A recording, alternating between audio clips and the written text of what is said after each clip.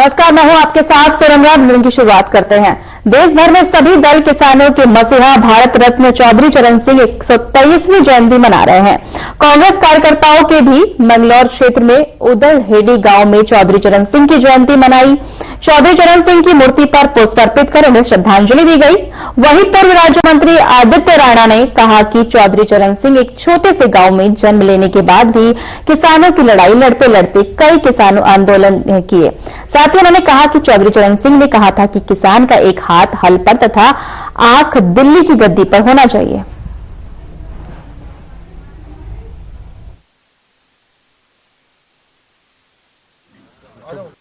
हमारे भारत रत्न हमारे माननीय पूर्व प्रधानमंत्री चौधरी चरण सिंह जी का जो है किसान दिवस के रूप में हम एक जन्मदिन मनाते हैं और निश्चित रूप से किसानों के लिए वो एक मिसाल है जिनको कोई भी नहीं भूल सकता है, चाहे कोई राजनीतिक पार्टी में पक्ष में हो चाहे विपक्ष में। तो चौधरी साहब एक ऐसी शख्सियत रही कि निश्चित रूप से आज जो अगर किसानों को प्रेरणा मिलती है तो उनके नाम से मिलती है। और मैं चाहूंगा कि पूरे भारतवर्ष को एक मिसाल के रूप में चौधरी साहब का किसान दिवस के रूप में ये दिन बनाना चाहिए। किसान का गरीब परिवार का बच्चा जो जिस कमरे में कोठे में उसी में भैंस बंध रही, उसी में पूछ मार रहे हुए और उसी में टिबिया बाढ़कर वो पड़गा हिंदुस्तान के सबसे बड़े पत्तक गए किसान की लड़ाई लड़ते हुए ना, उन्होंने सपना नहीं सोचा होगा कि आज किसान के वो दिन आ रहे हैं कि देहरादून में बैठ के आज किसान की बिजली और उसका पानी रोकने का बात करते हैं। कहाँ है आज किसान की बात करने वाले लोग? केवल इस दिवस को जो है किसान दिवस को कुछ नेता और कुछ पार्टियां केवल अपने वोट लाभ के लिए, किसान की वोट को लेने के लाभान्वित करने के लिए कुछ लोग इस काम को कर रहे हैं।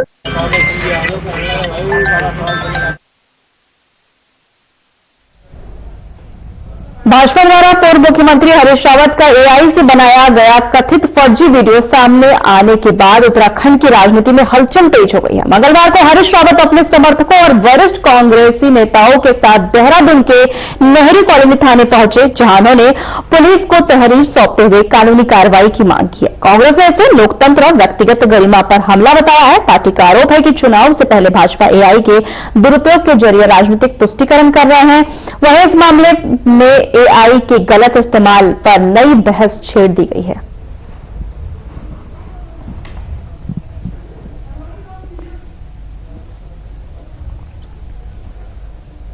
नैनीताल जिले में अगले 2 सप्ताह चुनौती भरे रहने वाले हैं, क्योंकि विंटर कार्निवाल, क्रिसमस और नए साल पर पर्यटन का शानदार आगाज होने वाला है। लिहाजा यातायात व्यवस्था से लेकर पर्यटकों की सुविधा को लेकर जिला प्रशासन, पुलिस प्रशासन ने कमर कस ली है।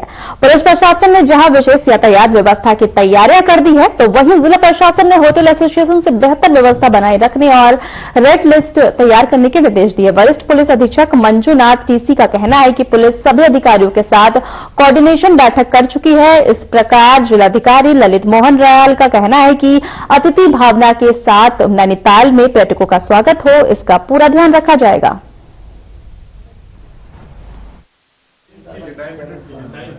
क्रिसमस ईव पर और जो नव वर्ष के स्वागत के उत्सुक सैलानी हैं, उनसे ये अपील है कि वो सुरक्षित यात्रा करेंगे। होटेलियर से उनकी रेट लिस्ट डिस्प्ले करने के लिए, आतिथ्य सत्कार के लिए और जो अतिथि परंपरा की अच्छी जो हमारी ट्रेडिशन है उसको सस्टेन करने के लिए अपील की गई है। पुलिस प्रशासन पार्किंग, सुरक्षित यातायात के लिए सारे चौकस प्रबंध कर रहा है। 22 दिसंबर से 7 जनवरी तक हमारा year and, new year, Christmas, carnival और फर्स्ट वीक ऑफ जनवरी का सीजन है। इसके तहत जो है हमने हाल ही में बहुउद्देशीय बैठक लिया है। हमने वहां पर सभी विभागों का इंटर डिपार्टमेंटल कोऑर्डिनेशन बैठक लिया है। हम जो है सारे विभागों का सर्वदलीय बैठक लिए हैं हमने, और इस बैठक में पुलिस विभाग का जो यातायात प्लान है उसको साझा किया गया। यातायात प्लान में जो अलग अलग विभागों को आवश्यक जो काम या जो कोऑपरेशन चाहिए हमको, उन सभी चीजों को साझा किया गया। सुगम यातायात और सुगम जो है टूरिज्म, पर्यटन को हम मुहैया करा सके। इन सब के बाद भी मैं आपको बताना चाहूंगा, क्योंकि नैनीताल मोस्ट फेवरेट डेस्टिनेशन है, लाखों के हिसाब से सैलानी आएंगे, स्वाभाविक है कि ट्रैफिक जाम रहेगा, ट्रैफिक कंजेशन रहेगा।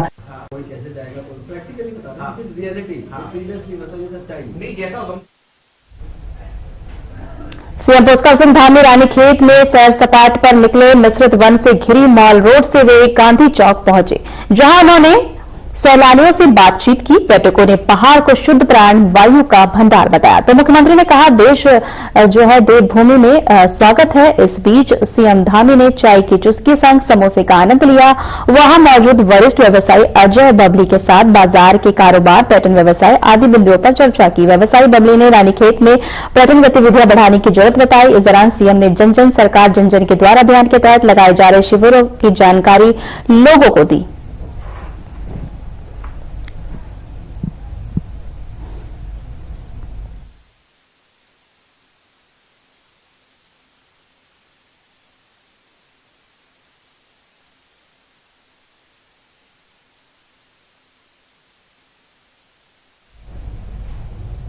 छात्रों को भारतीय संस्कृति परंपरा के ज्ञान से जोड़ने के लिए मुख्यमंत्री धामी के निर्देशानुसार राज्य के सभी स्कूलों में श्रीमद् भगवत गीता के श्लोकों के पठन को अनिवार्य कर दिया गया है। वहीं उत्तराखंड के शिक्षा महानिदेशक दीप्ति सिंह ने इस विषय पर बात करते हुए बताया कि मुख्यमंत्री और शिक्षा मंत्री द्वारा स्कूलों में भगवत गीता के श्लोकों को पढ़ाने के विषय पर बैठक की गई थी।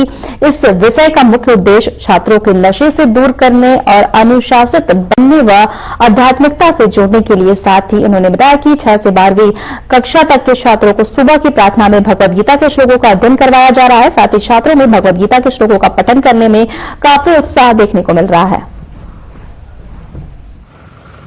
कुछ हो सकता है, कुछ और। प्रथम चरण में जो हमारे डायरेक्टली अंडर कंट्रोल में हमारे अपने राजकीय विद्यालय है, उनमें ये स्टार्ट किया गया 6 से 12 तक में।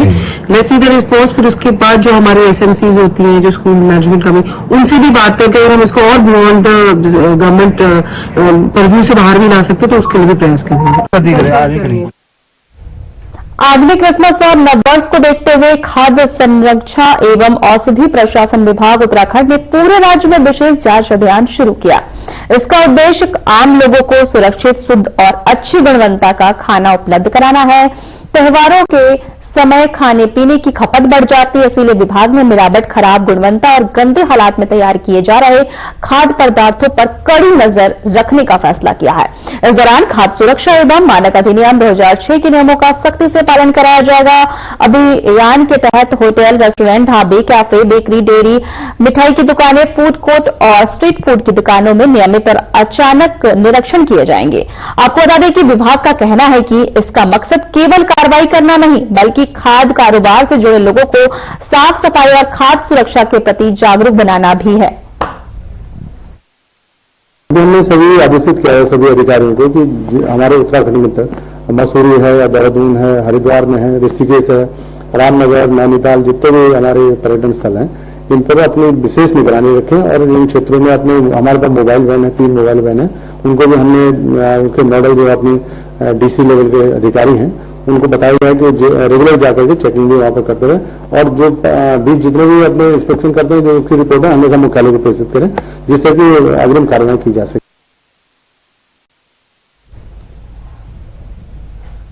गोवा अग्निकांड में देवप्रयाग क्षेत्र के युवक जितेंद्र सिंह रावत की मौत के बाद परिजनों को आर्थिक सहायता न मिलने से स्थानीय लोगों में रोष है। वहीं आपको बता दें, पीड़ित परिवार के समर्थन में समाजसेवी गणेश भट्ट के नेतृत्व में देवप्रयाग जन अधिकार मोर्चा के कार्यकर्ता ने उप जिलाधिकारी कीर्तिनगर से मुलाकात कर ज्ञापन सौंपा है। गणेश भट्ट ने कहा कि गोवा अग्निकांड में देवप्रयाग तहसील के सुकुलदल गांव निवासी जितेंद्र सिंह की मृत्यु को 15 दिन बीत चुके हैं, लेकिन अब तक राज्य सरकार की ओर से कोई आर्थिक सहायता नहीं मिली है। उन्होंने कहा कि केंद्र और राज्य सरकार द्वारा मृतकों के परिवार को मदद देने की घोषणा की गई थी।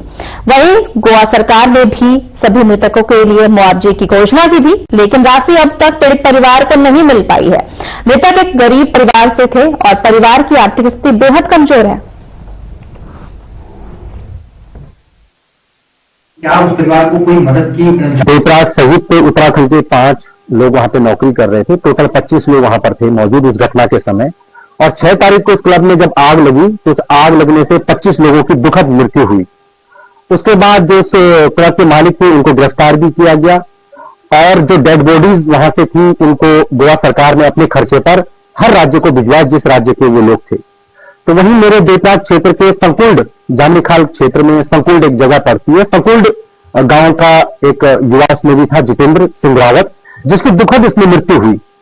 क्योंकि उनकी डेड बॉडी जिस दिन पहुंची घर पर, उसी दिन विधायक जी भी उनके घर पर मौजूद थे। तो हमें ऐसा लगा कि जब विधायक जी आ गए हैं, यानी सरकार खुद पीड़ित के घर पहुंची है, तो निश्चित तौर पर उनकी मदद होगी। क्योंकि कई बार तो सरकार तक संदेश पहुंचने में ही समय लग जाता है, लेकिन बॉडी बाद में पहुंची और विधायक जी पहले पहुंच गए थे। गांव वालों ने जिलाधिकारी महोदया को एक ज्ञापन दिया है, जिसमें उन्होंने जो गोवा अग्निकांड में देवप्रयाग तहसील के अंतर्गत जो युवक की मृत्यु हो गई थी, उनके संबंध में ज्ञापन दिया है कि उनको सरकारी मदद पहुंचाई जा सके। इसी संबंध में जिलाधिकारी महोदया के माध्यम से जिलाधिकारी महोदया से पत्राचार भी हो गया है और जो भी सरकारी मदद संभव होगी सरकार शासन द्वारा प्रस्तुत की।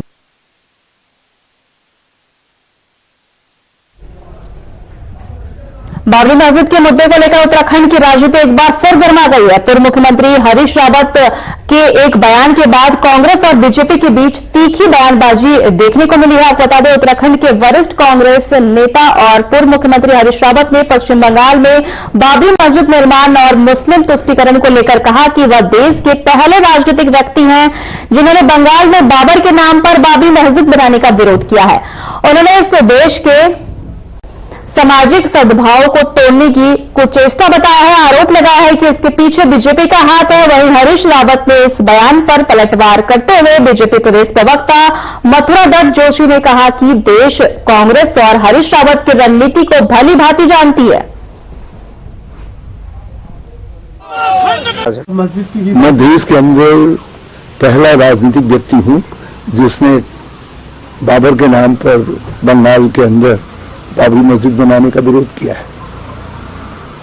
कहा है कि ये देश के सामाजिक सद्भाव को तोड़ने की चीज कुचेष्टा है और मैं उस कुचेष्टा में भाजपा का हाथ देख रहा हूं और भाजपा ने कई विंग खड़े कर रखे हैं। मुझे लगता है कि ओबीसी जी की विंग अकेले काफी नहीं है, बहुत सारी विंगें खरीद कर। देखिए, बीजेपी की सोची समझी रणनीति क्या है ये पूरा देश जानता है और इसकी क्या रणनीति है और हरीश रावत जी की क्या रणनीति है या हरीश रावत जी की नीति क्या है ये भी सब लोग जानते हैं। बीजेपी तो सनातन की बात करती है और सनातन का ही समर्थन करती है और हरीश रावत जी क्या है क्या नहीं है ये बेहतर, हमसे बेहतर आप लोग जानते हैं। शुक्रवार की जुमे की नमाज की छुट्टी की बात हो या यूनिवर्सिटी बनाने की बात हो या मस्जिद बनाने की बात हो, बताता हूं। ऋषिकेश की आवाज विकास कॉलोनी में 2 सप्ताह के भीतर दूसरा भ्रूण मिलने से सनसनी मच गई है। पुलिस ने भ्रूण को कब्जे में लेकर पोस्टमार्टम के लिए भेज दिया है। आपको बता दें कि मामले में आगे की कार्रवाई की जा रही है।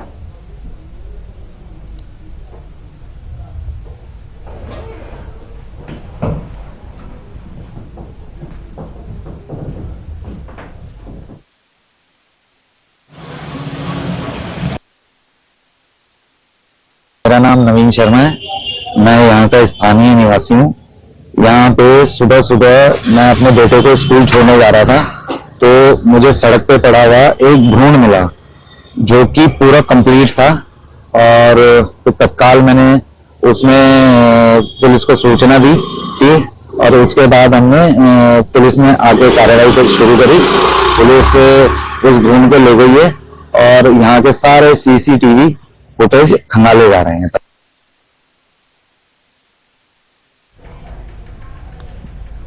जैन समाज के प्रमुख संगठन जैन इंटरनेशनल ट्रेड ऑर्गेनाइजेशन यानी जीतो ने उत्तराखंड में अपने संगठन का विस्तार किया है। हरिद्वार के उद्योगपतियों और समाजसेवी संदीप जैन को जीतो उत्तराखंड चैप्टर का अध्यक्ष नियुक्त किया गया है। वहीं हरिद्वार में एक निजी होटल में आयोजित कार्यक्रम में उत्तराखंड के सभी पदाधिकारियों की घोषणा की गई है। उन्हें शपथ दिलाई गई। इस दौरान जीतो के राष्ट्रीय और प्रांतीय पदाधिकारी भी मौजूद रहे। जीतो उत्तराखंड के अध्यक्ष संदीप जैन ने कहा कि संगठन जैन समाज के साथ साथ समाज के अन्य वर्गों के विकास के लिए भी कार्य करता है। उन्होंने बताया कि उत्तराखंड में पलायन और बेरोजगारी बड़ी चुनौती है जिसके समाधान के लिए सरकार के साथ मिलकर हर संभव सहयोग किया जाएगा। हम लोग जब जीतो की जो एक सेवा है जो हम सेवा शिक्षा और आर्थिक शुद्धता के ऊपर हम लोग ये कार्य करते हैं और हमारा ऐसा मानना है कि जितने भी हमारे जो जितने हैं चैप्टर जैसे जैसे खुलते हैं, एक बिजनेस की नेटवर्किंग कैसे हो, कैसे एक दूसरे का ग्रोथ बढ़े, क्योंकि हम लोग को पता नहीं चलता है कि किसका क्या व्यापार है, और जरूरी नहीं है कि सिर्फ ये जैनों के लिए संस्था है। जी तो एक इंटरनेशनल संस्था है जो कि जैन से जुड़ी है, लेकिन ये पूरे समाज के उत्थान के लिए कार्य करती है, चाहे वो एजुकेशन हो, चाहे वो किसी प्रकार की भी सेवा हो। ये एक बहुत बड़ा संस्थान है जो कि वर्ल्ड के अंदर फैला हुआ है और देश के अंदर इसकी बहुत सारी चैप्टर्स हैं। जो आज एक नया चैप्टर खुल रहा है श्री रमन जी के माध्यम से, आज मुझे इसकी दायित्व मिला है एज ए चेयरमैन के भी मैं यहाँ पे इसका कार्य करूं। तो इसके अंदर बहुत सारे कार्य होने, सबसे पहला तो है समाज को जोड़ना, समाज का उत्थान, गरीब लोगों के लिए रोजगार, जो भी हमारे साथी हैं उनको हम एक ऐसा प्लेटफॉर्म दे पाए कि जिससे कि उनका कार्य हो। उत्तराखंड चैप्टर का लॉन्च हुआ है जिसमें हमारी एक लेडीज विंग है जिसके अंतर्गत हम लेडीज को, जो हमारी महिलाएं वो सशक्त करेंगे और समाज को भी सशक्त करेंगे। जो भी हमसे बन पड़ेगा हम जीतो के प्लेटफॉर्म पे आके सभी महिलाओं का, समाज का उत्थान करेंगे।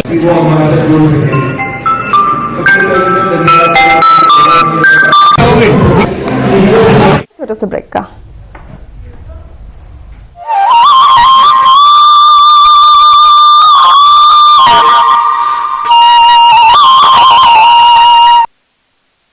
कुछ लोग खाते पीते तो बहुत बढ़िया हैं, पर फिर भी उनकी सेहत नहीं बनती। पिचके हुए गाल हैं, हड्डियां निकली हुई हैं, पैंटें ढीली हैं, कपड़े जचते नहीं, कोई पर्सनैलिटी नहीं। ऐसे लगता है इधर से खाए जा रहे हैं, उधर से निकले जा रहा है, क्योंकि उनका पाचन तंत्र खराब है। और जब तक के पाचन तंत्र दुरुस्त नहीं होगा, वो जितना मर्जी अच्छे से अच्छा खा ले, उनकी सेहत नहीं बन सकती। इसलिए हमारी संस्था सन्यासी आयुर्वेदा ने एक ऐसी दवा का निर्माण किया है जो कि आपके लिवर को, आपके पाचन तंत्र को दुरुस्त करने का काम करती है, ताकि आप जो भी खाएं उसका पूरे का पूरा निचोड़ आपके शरीर को लगे, आपकी भूख बढ़े, खाया पिया सही से लगे, नया खून बने, हड्डियों में जान आए, वजन बढ़े और आप मोटे तगड़े खूबसूरत पर्सनैलिटी के मालिक बन जाएं। सिर्फ 655 रुपए की पूरे 1 महीने की दवा होती है और आप इसे घर बैठे 01145454545 पर फोन करके दवा मंगवा सकते हैं। बरस की बात है और बदल रहे हालात है, हर गांव शहर और कस्बे में खुशहाली की बरसात है। नई सड़कों के जाल हैं, एक्सप्रेसवेज कमाल है, प्रदेश की नई रफ्तार है, ये भजन लाल सरकार है। नवोत्थान नई पहचान, बढ़ता राजस्थान, हमारा राजस्थान।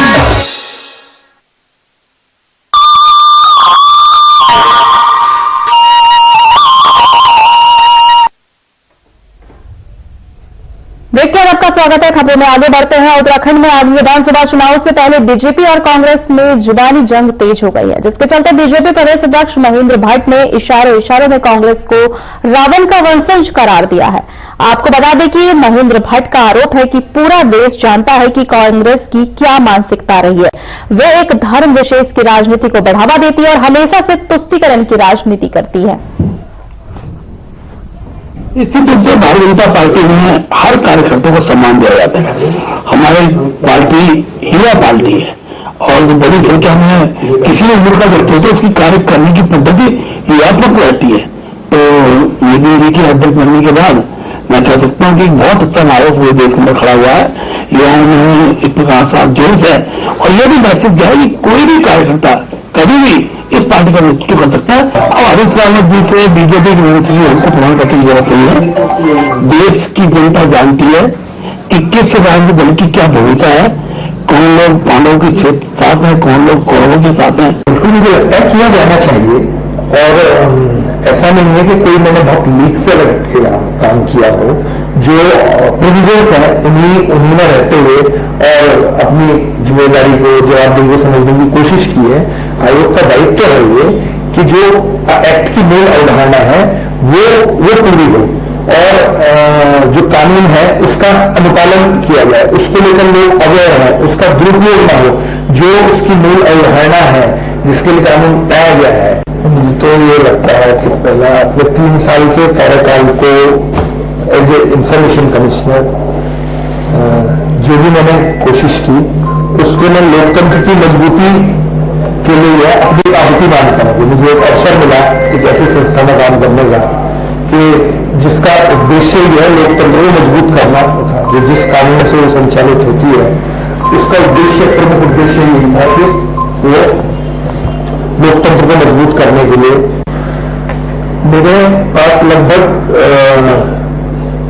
1400-1500 के करीब मैंने अपील शुरू 3 साल के अंदर, और आज मेरा टेन्योर पूरा हुआ है तो मैं अपनी सारी अपीलें और सारी शिकायतें विस्तारित करके जा रहा हूं। कोई भी अपील या शिकायत जिसकी वो सुनवाई करा रहा है उसको मैंने कभी फॉरवर्ड नहीं कराया आगे। और जहां तक ये है कि अपीलों के और शिकायतों के निस्तारण में जो अनुभव रहा, मुझे अपने आप में बहुत कुछ सीखने को मिला अपनी व्यवस्था के बारे में। मुख्यमंत्री धामी के निर्देशानुसार राज्य के सभी सरकारी स्कूलों में अब भगवत गीता के श्लोकों का अध्ययन करवाया जाएगा, जिसका मुख्य उद्देश्य छात्रों को आध्यात्म से जोड़ने का। साथ ही यह माना जा रहा है कि इससे न केवल छात्रों के आचरण में सुधार होगा बल्कि ये धर्मनिरपेक्ष दृष्टिकोण से भी उपयोगी साबित होगा। आपको बता दें, जिस पर राज्यसभा सांसद नरेश बंसल ने भी इस विषय की प्रशंसा करते हुए बताया कि आने वाली पीढ़ी संस्कृति हो और इसके लिए यह एक अच्छी पहल है।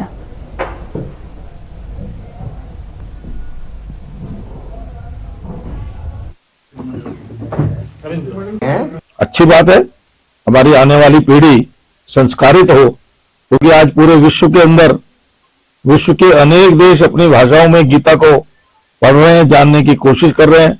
अभी रूस के राष्ट्रपति पुतिन जी आए तो प्रधानमंत्री जी ने रूसी भाषा में अनुवादित गीता उनको भेंट की। पूरे विश्व में आज गीता पर शोध अध्ययन चल रहे हैं। एक ही ग्रंथ इस प्रकार का है जो युद्ध क्षेत्र में भी शांति का संदेश देता है। तो आने वाली पीढ़ी संस्कारित हो, उससे कुछ सीखे, मैं समझता हूं ये चरित्र निर्माण के लिए आवश्यक है। फिलहाल हमारे खास बुलेटिन में इतना ही। नमस्कार।